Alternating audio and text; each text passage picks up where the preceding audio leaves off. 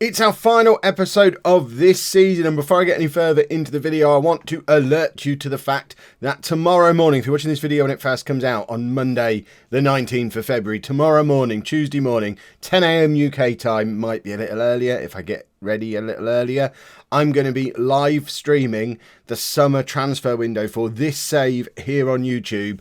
I imagine it'll take about an hour and a half, 2 hours to go through. It will be available as a video on demand afterwards. But for anyone who is able to watch live on a Tuesday morning at 9:30, 10-ish, keep an eye on the channel, keep an eye on my Twitter tomorrow morning. It will be awesome to have loads of you there so that we can pick our way through this summer transfer window together. Hello and welcome to Club 5, Part 6 of Non-League to Legend. I'm Kev, and coming up on today's episode, we have those final two games of the season against West Brom and Bournemouth. Since you were last with me, we've just kind of trundled towards the end of the season, although to be fair, form has been quite good. This is where we find ourselves. I think it was the three big games, Man City, Tottenham, Man United were the three that we didn't do, but we had a draw, a win and a defeat. 4 points in those three games. I think that's absolutely fine. We find ourselves in 11th place. We've got a game in hand on Everton, who are 5 points ahead of us. Realistically, though, we're not catching them up. But also Stoke aren't catching us up. So we've got a couple of dead rubber games, really. We're going to be finishing in 11th place. So it's time to experiment a little bit with some of the players. So I'm having a look at some people who haven't really had a lot of game time with me. Lingard is going to come in midfield. Panzo's going back out to left back, so we can have another look at him there. Collett, who we signed in January, is going to have a game at right back. And that's it. I mean, Diaz as well, who's on loan. Got to decide if we want him for next season. We probably don't.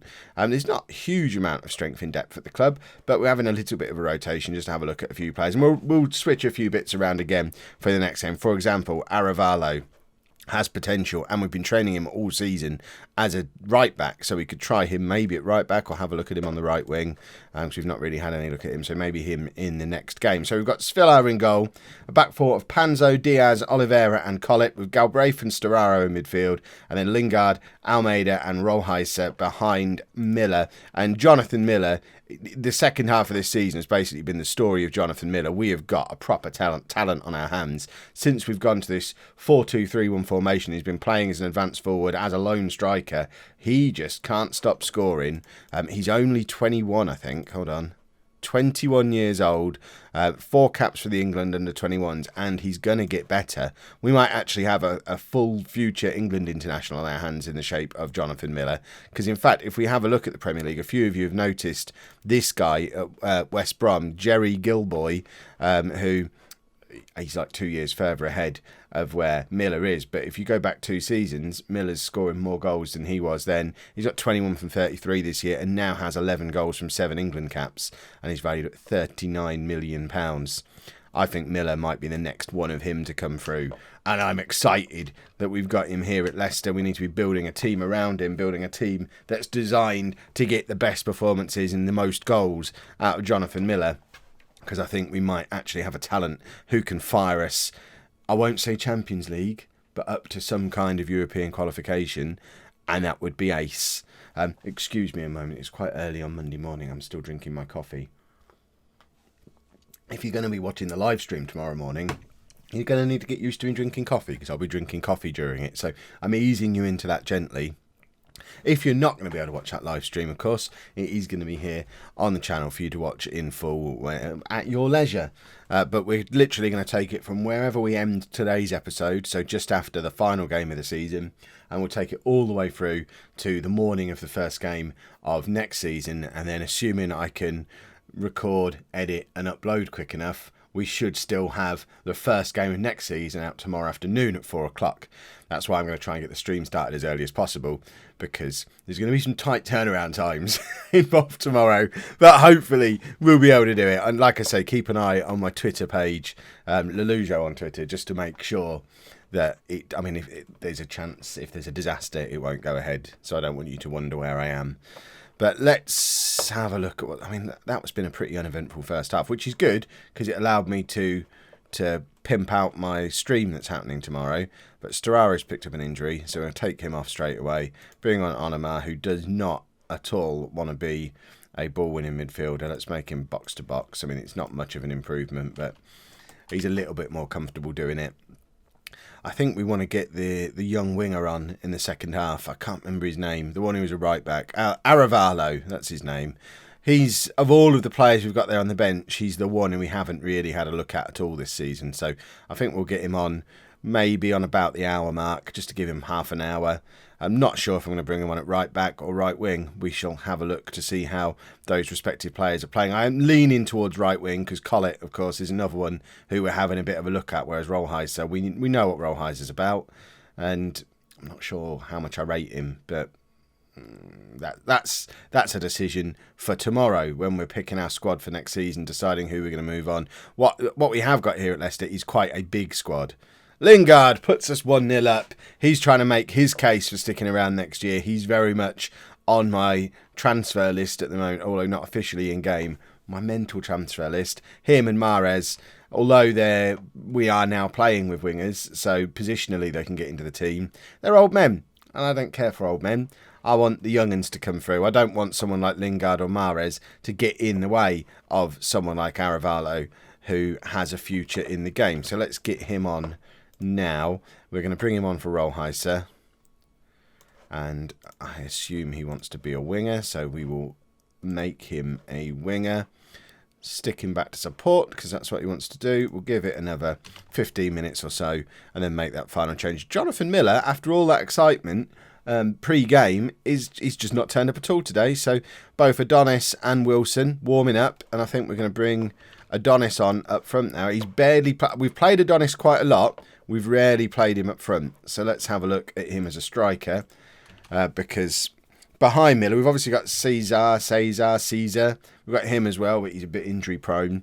We need a third top striker, but ideally one who can play out on the wings as well, which could be Adonis. It could be somewhere we need to strengthen. Lingard with the cross. Adonis nods down to Galbraith. Aravalo, there we go. He's announced himself onto this Leicester team. It's his first goal for the club, and he's saying, Kev, I want to be part of next season's squad. And because of that retraining I've been doing all year, I kill two birds with one stone, because I can play here. I can also play at right back. Get me in the squad. I think that finish just about got him in the squad. And I think we'll probably start him in the next game as well to have a bit of a longer look at him. Onamar hits it over from range. And we are, I mean, there's an outside chance now we could catch Everton. We're 2 points behind him. Bournemouth aren't very good. We probably won't, but a 10th place top half finish would be very pleasant. Final game of the season then, we've done some more shuffling around. Robin Fiegel comes in goal. This is the lad who we signed in the January transfer window from Feyenoord. He'd been playing all season for Feyenoord, hasn't had a sniff of a first team opportunity for us. He's not close to as good as Villar, probably not going to end up as good as him either, but it's worth giving him a go just to see if he's a suitable backup. Amavi comes back in at left back for Panzo to move back across to centre back, and we're going to try Adaraboyo at centre back. I think I'm probably done with this guy. He came in from Wolves in the summer. I've never really rated him. He was very much a guy who I think was brought in by the previous regime because they were playing 3 centre backs. They needed 6 who were any good. I'm going to trim that down to 4. So 2 of these centre backs are going to be moving on. Diaz, he's definitely leaving because his loan expires, and then it's a choice between Adaraboyo, Freiberg and Diallo. Diallo is a little bit younger, so I'm probably going to keep him. Freiberg, a lot younger, probably going to keep him. So I think this guy is the one who's going to move on, but we'll have a look at him today. Collett stays in at right back, and then I'm going to give Riyad Mahrez what really is a final appearance. His contract's up. I'm not going to be renewing on that kind of salary. He's been here an awfully long time. 11 seasons now. So it's more of a let's say goodbye to Riyad Mahrez rather than a let's have a look at him. But we do have Aravalo coming in on that right wing, and a couple of the younger players on the bench. Adam Fogarty, who's a young centre-back. Tyrone Robinson is a young central midfielder who's just come through the youth team, I think last year, 2 years ago. There we go. Never played a game for us. Paulo Oliveira, it's another one who's just I've picked him on the basis of he's saying goodbye.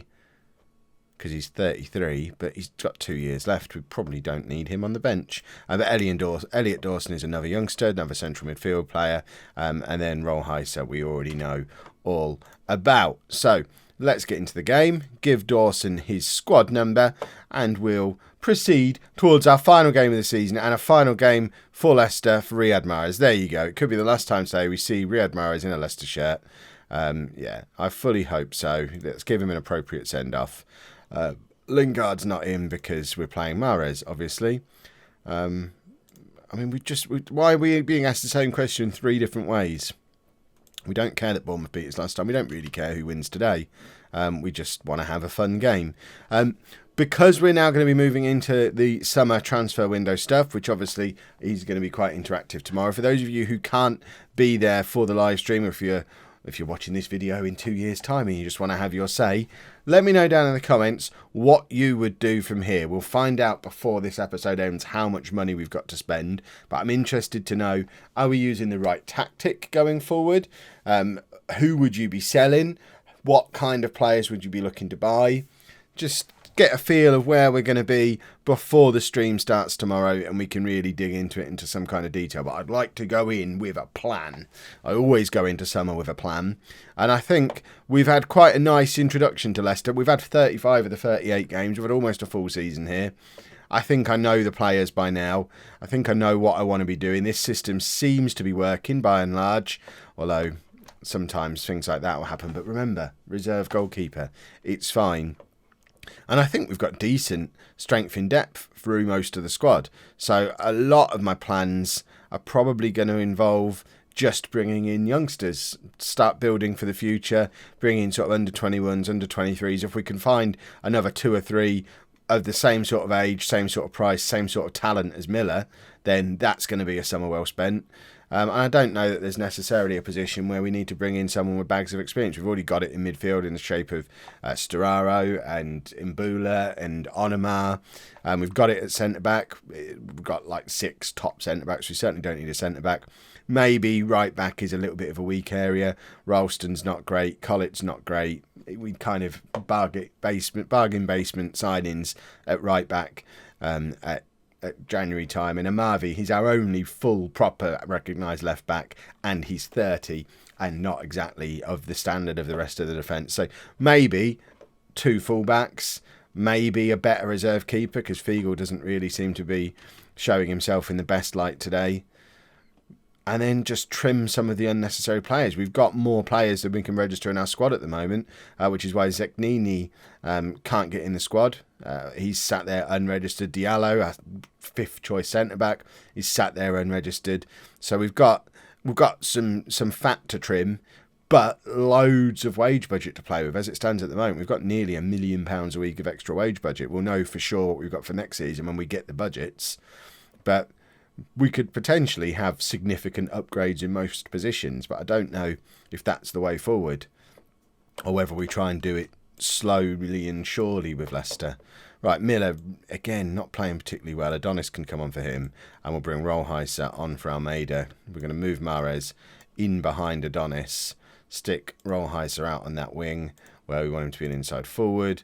Aravalo, for some reason, doesn't like attacking, but I want him to attack. You're going to be a playmaker on support. And we'll also take off Adaraboyo, who has proven that he's not the man. He's going to be moving on. Fogarty can come on. And I don't know if he's making his debut. He's a youngster. Let's give him some game time. But yeah, Adaraboyo, we're done with him. He gets an opportunity. He doesn't take the opportunity. He's 5th choice in a position where we only have 2 players. Bye-bye on that basis. Bournemouth are absolutely thumping us.